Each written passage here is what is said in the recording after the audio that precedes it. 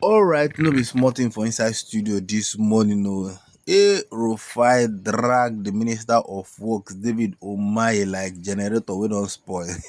My people, carry chair sit down, make you hear this gist. I'm telling you. Well, no be small thing. You could recall that recently they just celebrated or inaugurated 30 kilometer out of 700 and something kilometer of the new coastal road that has been awarded. So a lot of people has been asking questions. Say why 30 kilometer out of 700 and something, not 100, not 50, not 70, not 120, not 150, not 200. 30 kilometer. That is not in anything to celebrate. It does not worth celebrating. And Rufai has dragged this man on television this morning, just asking him plenty questions. In fact, the minister is confused. At a point, he started begging Rufai, say, Rufai, please, you know you are my friend. See, you need to settle down and watch this video. I'll be right back. Don't forget to subscribe to this channel. Just hear what David Umaya has to say. This country now, what? Cost per kilometer. You have not started permanent work. Cost per kilometer. Minister, and cost this is what per you are doing kilometer. Cost per kilometer. Just give me the number. Cost per kilometer in this first 30 kilometers. Quickly, Minister. Cost per kilometer.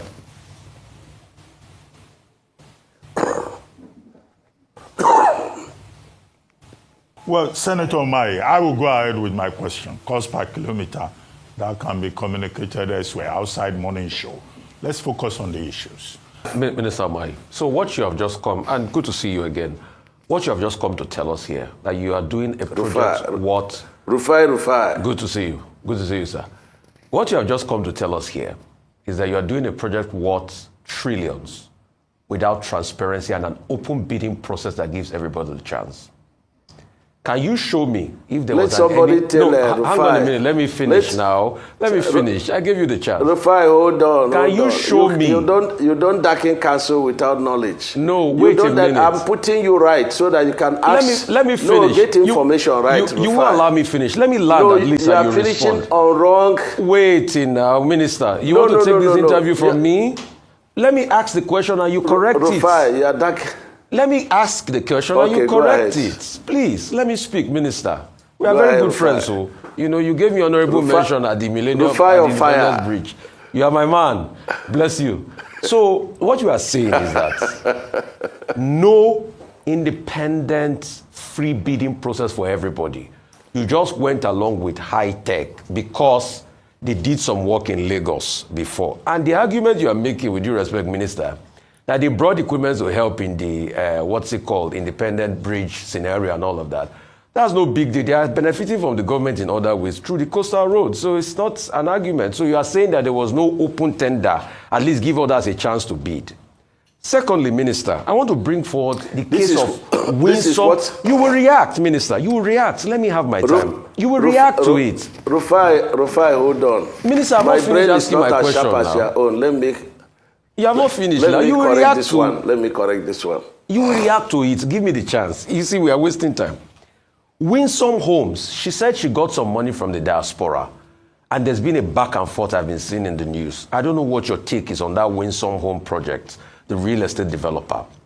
Thirdly, Minister, give me empirical facts of how much you have spent for this first 30 kilometers that is about to be commissioned. How much you have spent in also the street light deployment and other things that you've deployed in these first 30 kilometers. So let us know a price range variation. If you can also give me kilometer by kilometer spending and some other empirical breakdown so we can see it. If you can't finish it here, you can send the documents to us so that we can just also assess the spending. Thank you, Minister.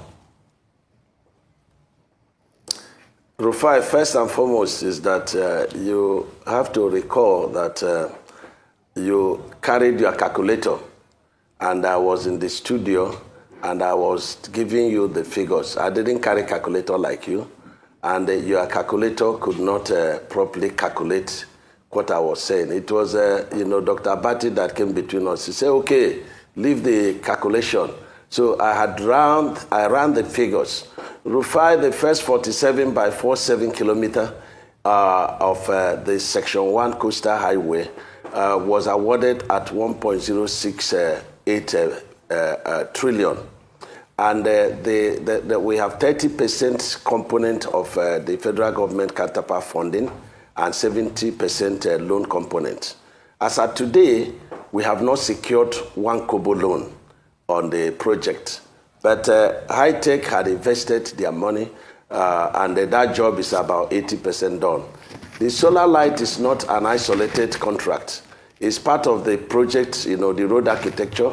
You have the cable ducting, you have the drainage, you have the tree planting, and of course you have the train track, which we have made provision, for future train construction. It's not part of my mandate, but we have to make that provision, for future. And then when you said we didn't give others the opportunity, and that's what I'm trying to correct you, that we have three kinds of procurement process.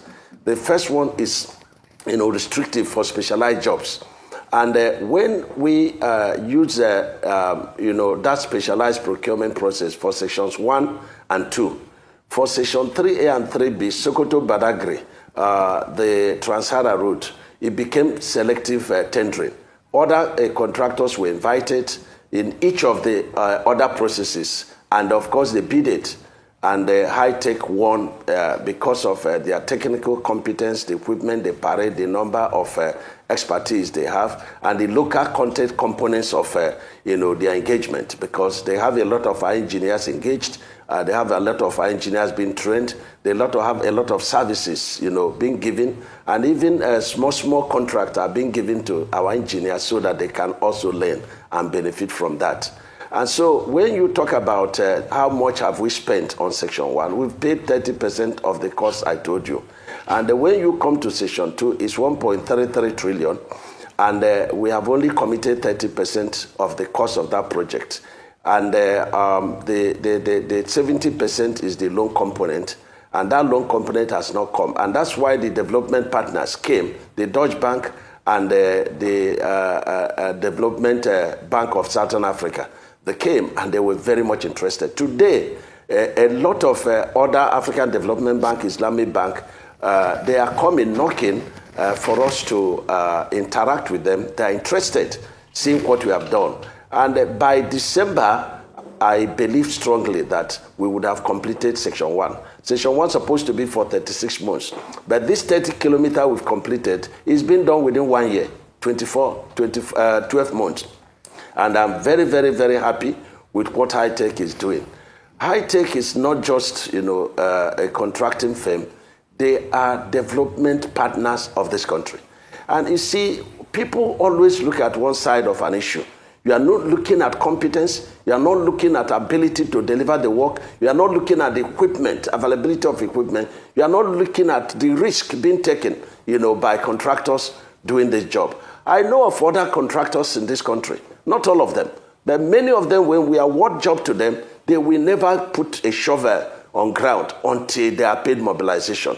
And that's why I changed the narrative, and in the contract I say, listen, if we give you job, because at the bidding process you will tell us about your financial capacity. If we give you job and then within 30 days you have not started permanent work, you now deem that contract is terminated. And we give you mobilization. We are not giving you another money until you exhaust that mobilization and end a milestone, over and above the mobilization. Minister, and this is what we are doing to checkmate people that are portfolio contractors. And that is working. And that is what the president directed we should do. And that is what we are doing. Cost per kilometer. Just give me the number. Cost per kilometer in this first 30 kilometers. Quickly, Minister. Cost per kilometer.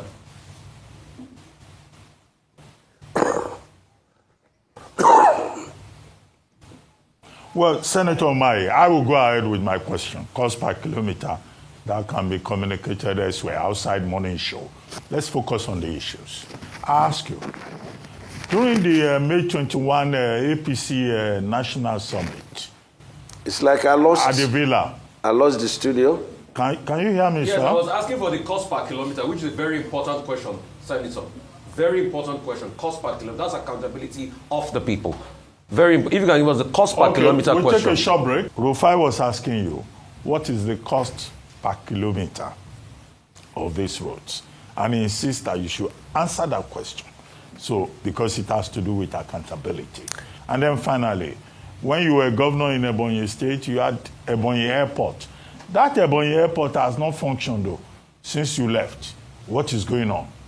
The cost of the project, the cost of the project cannot be said per to kilometer. Be... Look, per this kilometer. is one single cost per kilometer. Yes, but you were the one that stopped me when I was doing off-head calculation of that. And I arrived, and from the empirical, factors, using the basic, material cost in the market, to arrive at 4 billion, per kilometer on the first section of the coastal highway. The second section has a lot of bridges and flyover. For example, at the Dangote refinery, we are passing in front of his refinery, and the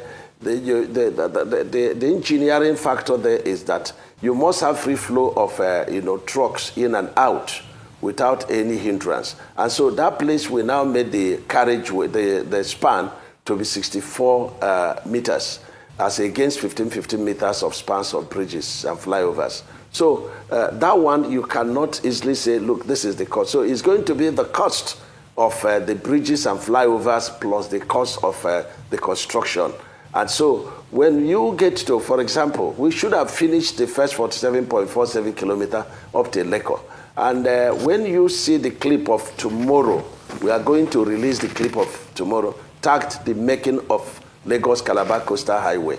You will see impossibilities being turned to possibilities. You will see the terrain.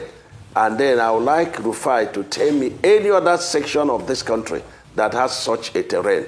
Now we want to procure the project that is running from Ogun, down to Ondo.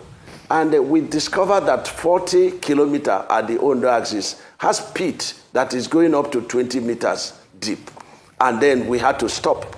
So we invite experts, and then we are doing a lot of trials on what depth can the pit, sustain the load.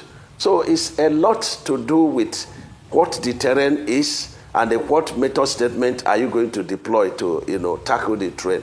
There was a section, and of course the section is still there, where I think it's about 5 kilometers of the Lagos-Calabar Coastal, which is section 1. You have pit that runs up to 21 meters. When we deploy the clips tomorrow, you will be able to appreciate what we are doing on the coastal highway. And people will stop, of course it's their right to ask what is the cost. But the cost is not a single digit, cost. The cost depends on the terrain. And then, of course, the facilities that accompany, the terrain and the route.